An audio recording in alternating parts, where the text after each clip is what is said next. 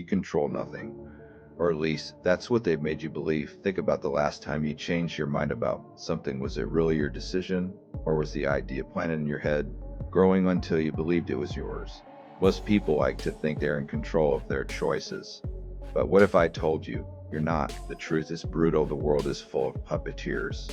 And if you're not pulling the strings, you're the one being pulled.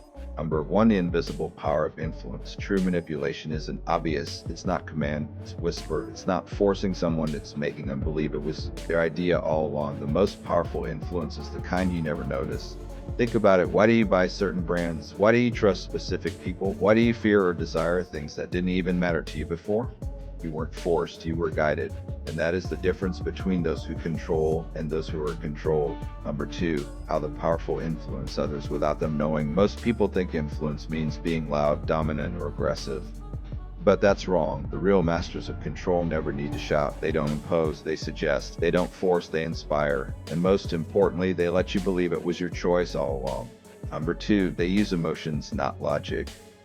People don't act based on logic, they act on emotions, fear, pride, desire, insecurity. If you want to control someone, don't give them facts, give them feelings. Because the moment someone feels an idea is part of their identity, they'll defend it, even if they can't explain why. Number three, they divide to control. The biggest threat to power is unity. If people come together against you, you lose. That's why the best way to stay in control is to keep them fighting each other. Divide them before they unite, create doubt, provoke small conflicts, and they'll weaken themselves for you.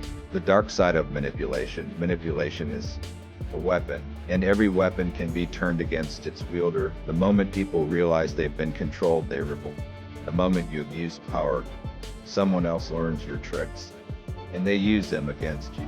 History is full of people who thought they could control everything until someone played the game better than them. That's why the question isn't just whether you can manipulate others. The real question is, are you prepared for what happens if they find out? Are you in control or being controlled? You've been influenced more times than you can count. Every advertisement, every political speech, every trend. Someone planted an idea in your mind. The real question is how many of your thoughts are actually your own. Here's how they do it. Number one, exposure, the first step to influence. The first rule of manipulation: make something familiar. If people hear an idea enough times, they begin to accept it, even if it's false. The unknown creates resistance, but familiarity breeds acceptance. Number two, repetition, turning lies into truth. The lie told 1,000 times becomes truth.